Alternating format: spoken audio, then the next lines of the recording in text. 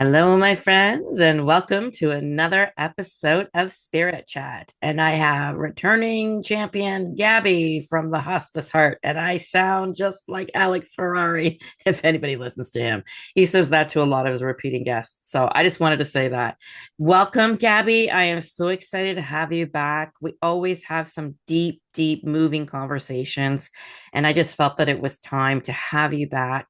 And I do have to say that I saw your post on Facebook the other day, and I really want you, I would like to invite you, should I say, if you can just take it a little further, discuss the meat potatoes, your experience, what you felt from, I'm going to say the name of the blog, Lunch with Friends. So can you elaborate a little bit more on that for my listeners? Absolutely. It's good to be back with you again. I always Yay! enjoy our conversation. Excuse me. Yeah, so I woke up yesterday and I thought to myself, I miss everybody who has died in my life. Of course, that doesn't stop happening. But in the past couple years, in the last 3 years, there's been six people in Mm, my life who have died. wow. And I miss them. Mm-hmm. And, I miss being able to reach out to them. I miss, so much. And the one thing I was thinking, it was like, I will never have another meal with any of them ever again. So I decided to try a little experiment. And I packed up my urns. I have these little mini urns and little containers of ashes of people who have died in the last few years. And I put them in a little box and I walked into town and I sat down at a little table in the square and I ordered a coffee and some lunch and I sat there with my urns at the table. People walked by. Most of them just stared and probably thought I was strange. It took about 20 minutes, Mm-hmm. but shortly after, people started to like look and then stop and then ask, why are you sitting here with these urns? Some people thought I was selling them and then thought that was weird too, Interesting. right? And then I said, I just feel like I wanted to go out to lunch with some friends of mine I Oh, haven't seen in a really long time. And it invited conversation, it invited curiosity, it invited emotion. There were a lot of tears. mm-hmm. I talked about my brother. One of the containers is my brother's. Mm-hmm. And a gentleman sat down, asked to sit down next to me. And I said, yes. He told me his brother died too. Nice. And Aw. we cried and we grieved together. And I asked him to say his name. I asked him to tell me about his brother, and he asked me the same. And when he was getting up to leave, he said, you know what? Tonight I'm taking my brother out to dinner. And I that was the love night, it.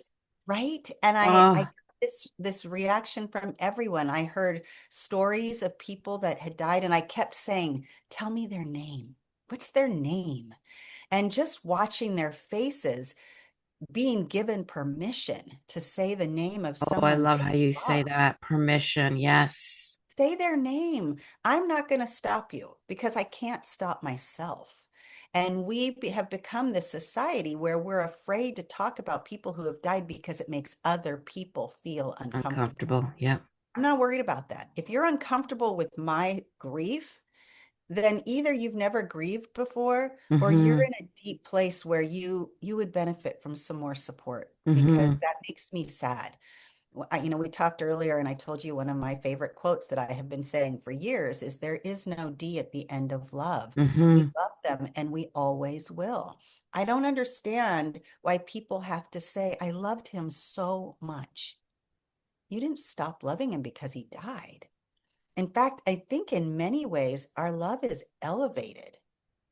So, yeah, I think this was an opportunity for conversation, for sharing memories, for being back in a time that made you happy, for Mm-hmm. honoring someone that is loved very much. And by loved, I mean loved currently. And it was a really great experiment for me. After, kind of people started, doing their own thing, and I was by myself, I boxed up all my urns and I carried them home on my walk back. And all I could think of was, this brought me joy.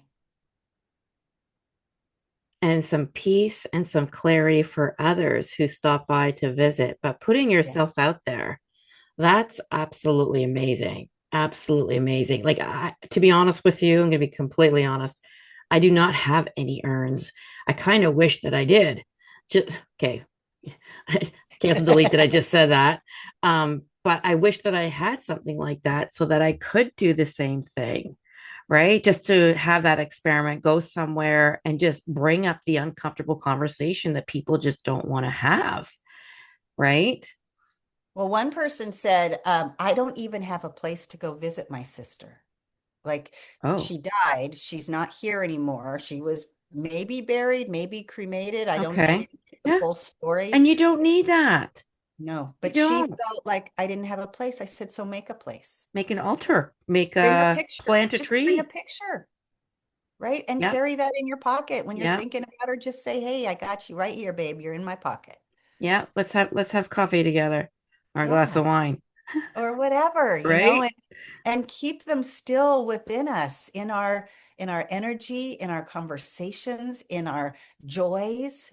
They can join us. They Hmm. just In do a it different way. differently. That's how I Yeah, always word it. It's just, love still continues. It's just in a different way, right? it's different. But it's reminding, the ones that are left behind that they're not alone, Yes. right? They're not alone. Um, that's also a segue that I want to mention to you that I had read one of your articles where one of your is that what do you call them, your patients? Are they your patients They're patients and clients. So and patients as clients? a nurse, clients as a doula. Okay. So for both, we'll say.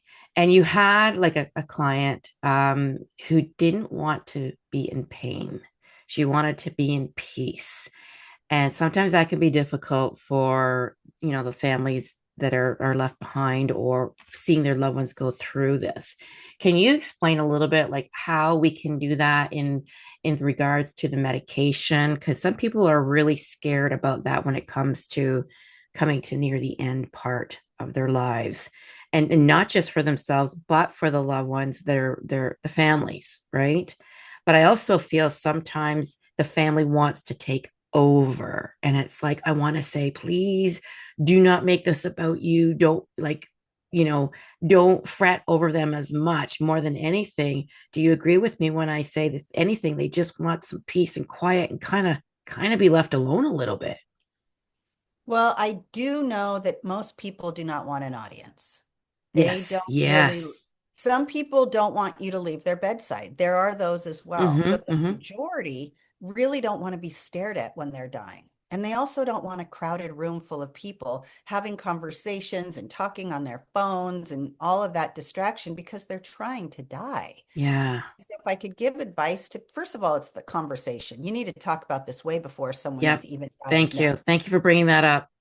Right? We have to talk about, do you want me at your bedside? I mean, I've had a husband and wife where the husband said, please don't leave me to her, and she Mm-hmm. felt guilty every time she needed just to go to the bathroom. She had to explain herself to him because he felt abandoned.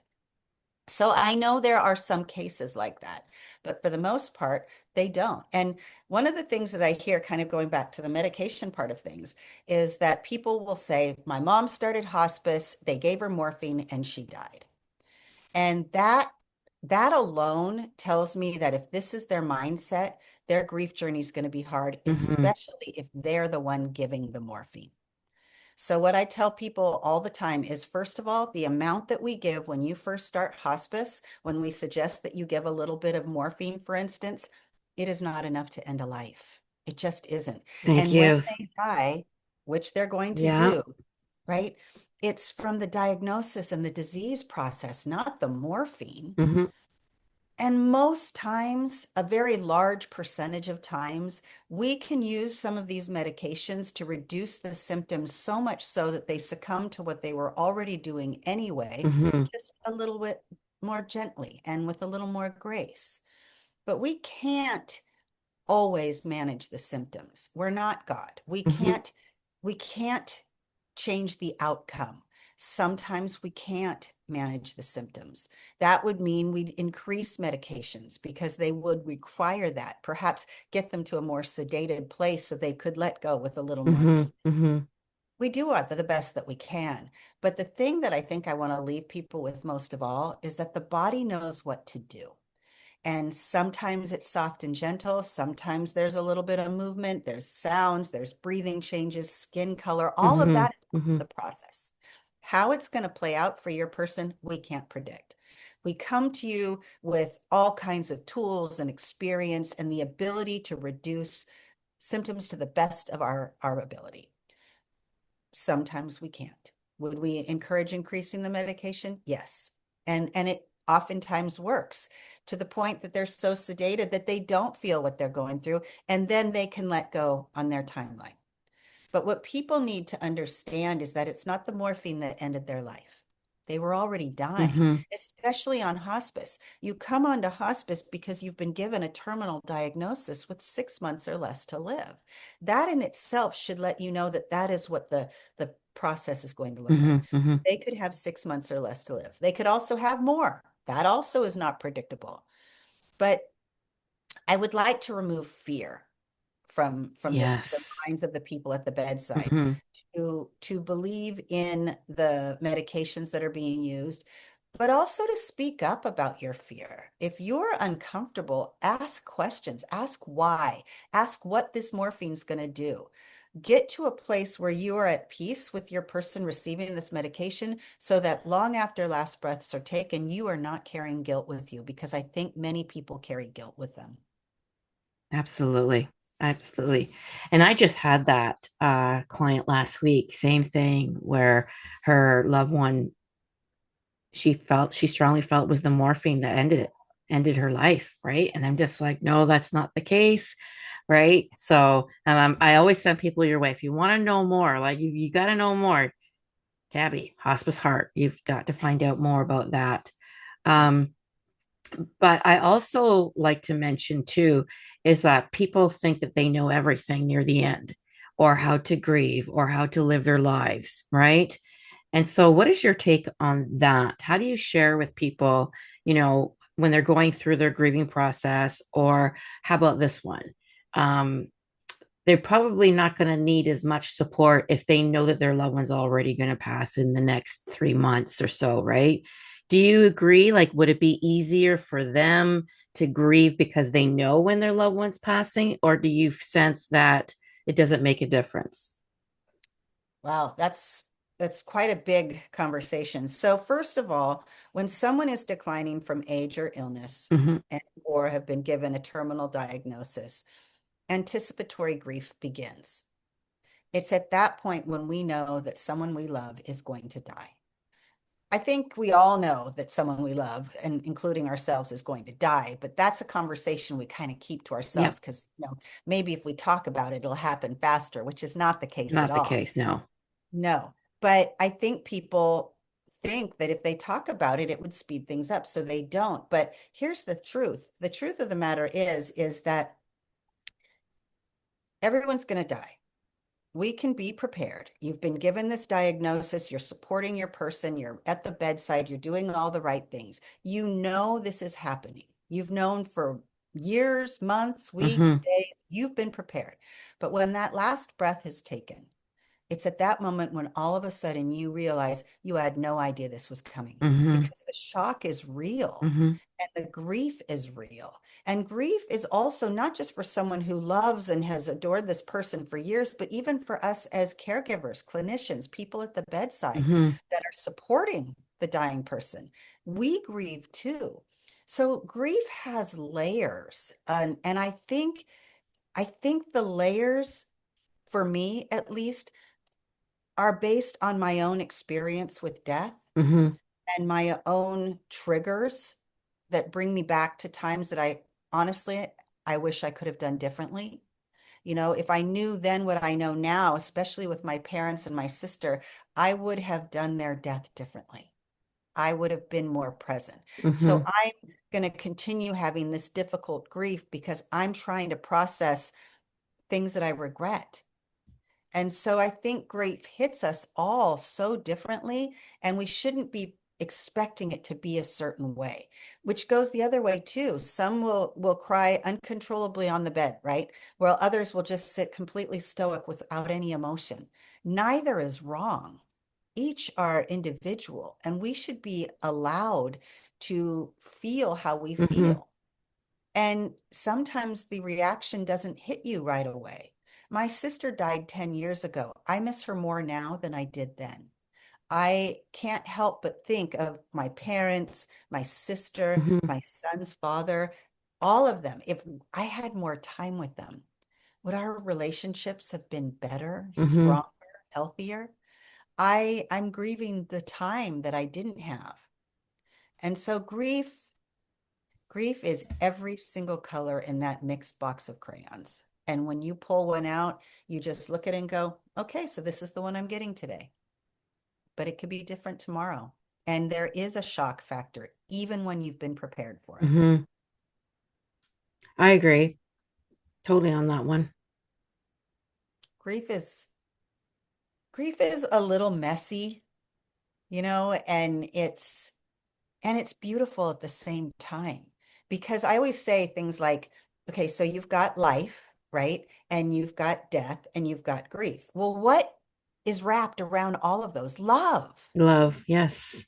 So regardless of your history, I mean, my son's father and I were not together. We weren't in the same home, we weren't married, but that didn't mean I loved him any less. Hmm. And he died suddenly in a car accident. The truth is, I wanted more time with him. I Hmm. would have liked more conversation. I would have liked a chance to maybe see where we could have gone, and I will regret that for the rest of my life. Hmm.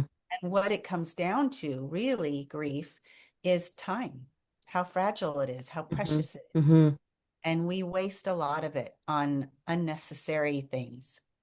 I agree. And that's one thing that, oh, like I hear that a lot from spirit when they come through is they wish they had more time having those conversations, right? And so that's why I try to say to my clients, right? Same thing is live your life, have those conversations, put the phone down, communication, bring the family together, right? Yeah, Um, because there's so many regrets around that is I wish I could have, right? So that's what yeah. I always say to my clients. It's like live your life like as if it's your last day. You know, don't be afraid to say I love you because those are the biggest regrets. I wish that I said I love them. I wish that I had spent more time, right? I wish that I could have been there for them at the end. And then those are the conversations. Well, why did she pass? Why didn't she wait for me? Right. And it's that has nothing to do with you at all. Had Well, nothing. there's That's a the soul guilt. choice. There's this whole side of other people too, is like, this is my fault. I could have done more. Mm-hmm.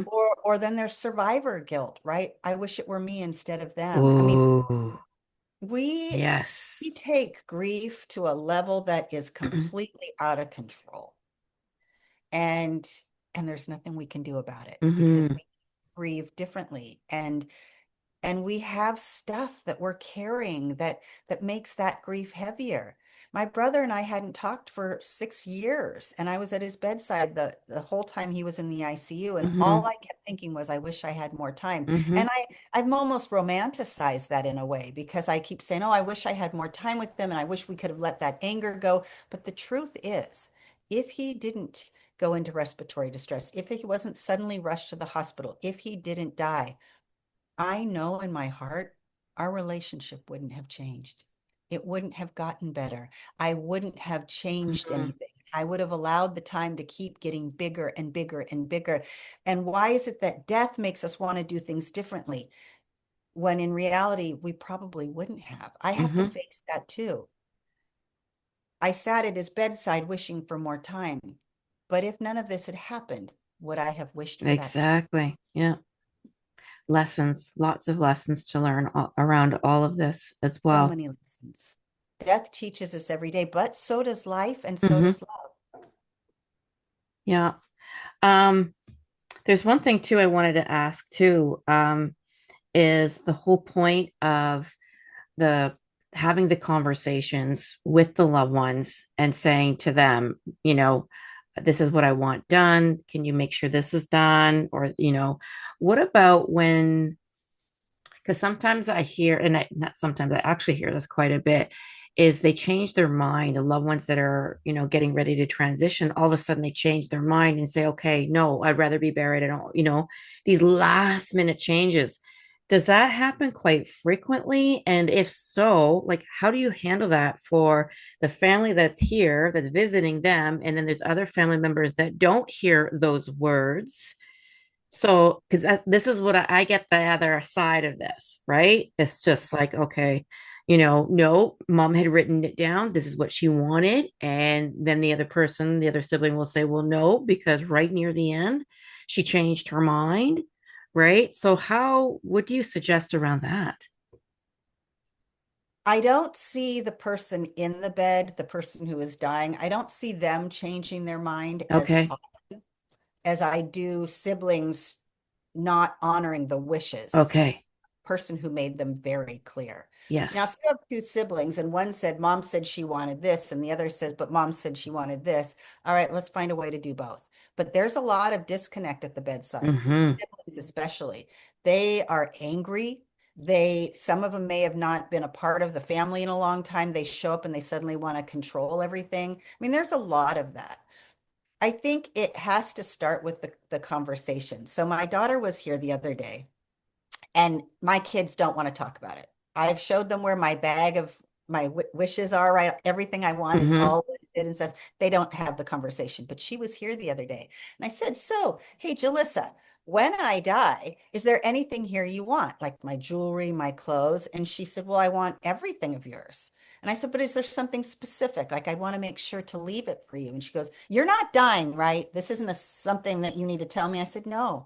I just want to make sure that if there is something you really want, that I make sure you receive it. Mm-hmm. And Mm-hmm. she's like, oh, and she was looking at my jewelry and she goes, and then she started sharing this story about how my everything has evolved over time, like the way I dress, the Mm-hmm. jewelry I wear, the clothes I wear. It's more colorful, kind of Stevie Nicks boho kind of thing, right? Like you've changed so much over the years, and I've watched your style change. And she goes, I think I would like a little bit of everything.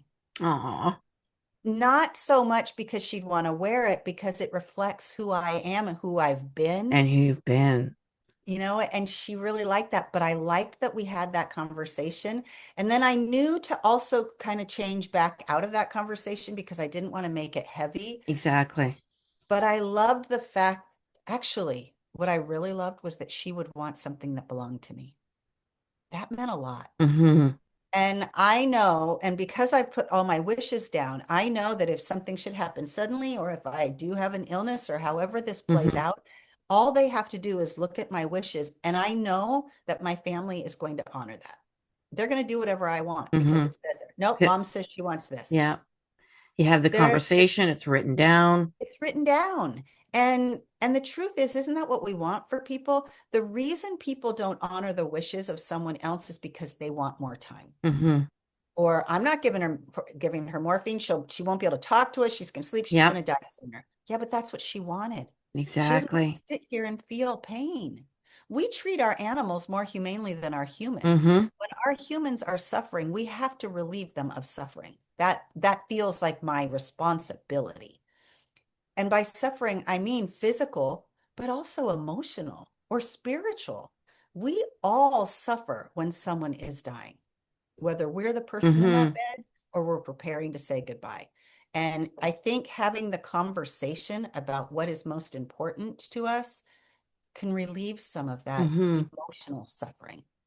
Have you ever had clients where the client wants to go through MAID? I have been with about 260 people who have chosen MAID. I was just Wow. with one the other day. So, yes, I've been with a lot of people who have chosen MAID. It's something I'm a very strong advocate for. Okay. And I support people who have chosen this option, Mm-hmm. the people who are caring for people who have, but I also support the ones who don't support this, that don't believe in it, that strongly believe against it. Mm-hmm. My my wish and my intention in the conversations I have, especially with those people, is that stay strong and true to what you believe in. I'm not going to change your mind. I'm not going to interrupt your faith. All I ask is that you don't walk away Mm-hmm. because you can believe in whatever you need to, even when it doesn't align with someone else. All I'm asking for you to do is to show up for them because you love them. Showing up doesn't say, you're changing my beliefs. I respect your beliefs. I just ask that you respect theirs. Mm-hmm. So I, in with regard to MAID, which we call End of Life Option Act in California, but I Mm-hmm. do refer to it as MAID most of all. That's a personal, brave personal choice. And most of the time, the people who have chosen it have the support of their family and loved ones. Mm-hmm. Mm-hmm. I was just with a woman the other day who chose to do this, and her whole family was there, and they were lovely. Mm-hmm. She was lovely. And I'm really glad to be able to bear witness to that, Mm-hmm. because that tells me there's love here. Not just Exactly. love, Yep. but respect and so much care for another human being that you are willing to say, okay, I'm going to support you on this because I don't want you to suffer anymore. Yeah. I just had that probably about a couple of weeks ago where my client, it was her husband that was connecting with us, and it was his choice. He wanted to go through MAID, and they had two young kids. And she knew, okay, well, this is, and she didn't want to see him suffer any longer. So there was that as well. And he actually came through and he was showing me like a movie and popcorn. And I'm like, okay, I really have no idea where to go with this. Right. I said, but this is what he's showing me. And she lost it right there and then, because that's what they did as a family. They're just before, he decided to end it, or however way you want to word that. They sat down as a family, and I forget. Oh, I wish I remember that. It was a funny movie. I just remember it was a funny movie because he wanted everybody to remember this moment. Oh, I wish I could remember the name of the movie.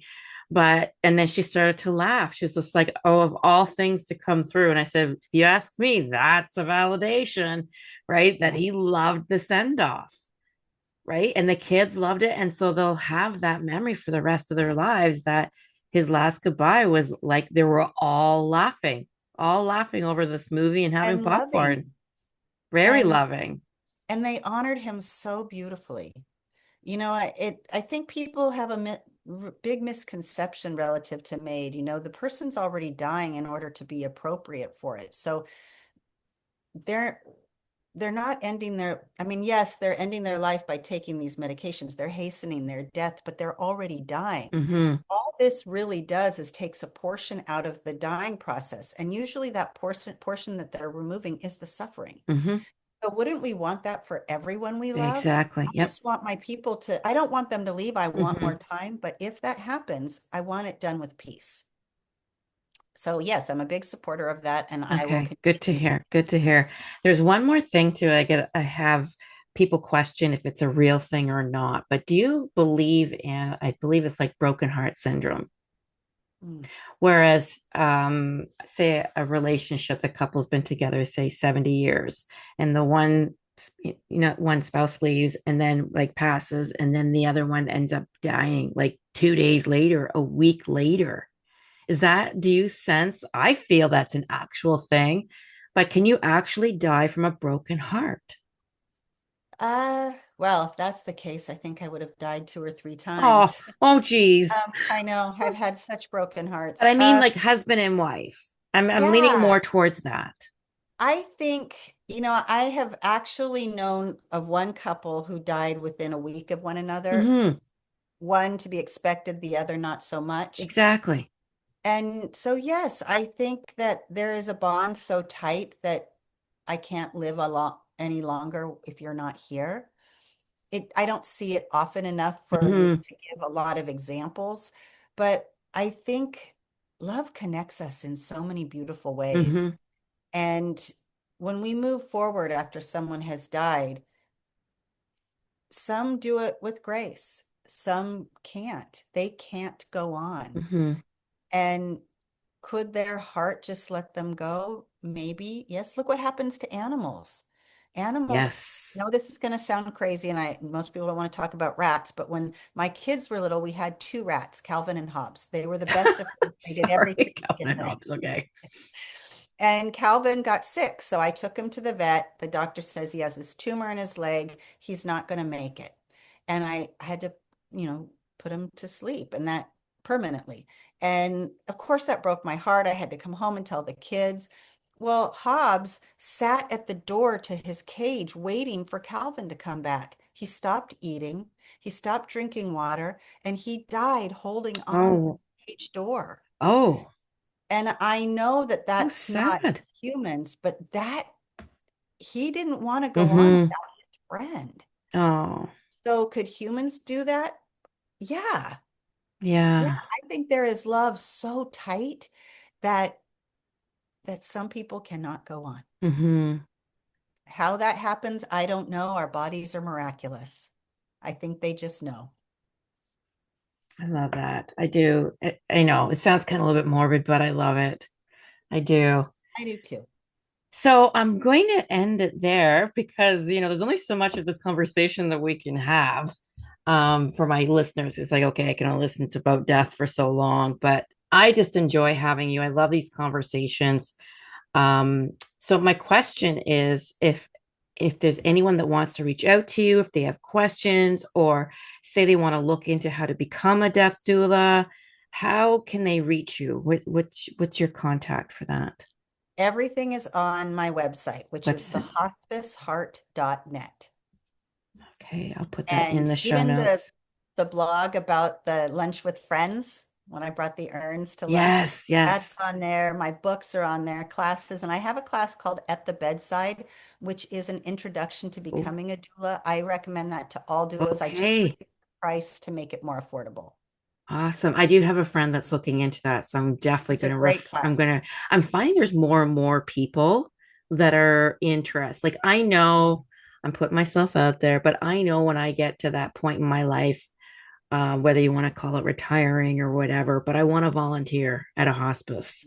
That's Me my too. thing, if it's once a week or whatever, but I see myself doing that, like being there for both the family and the one that's getting ready to transition. Oh, yeah. So I'll probably reach out to you. That's not going to be for like another I would 20 help years. you. 20 I'll years. be here.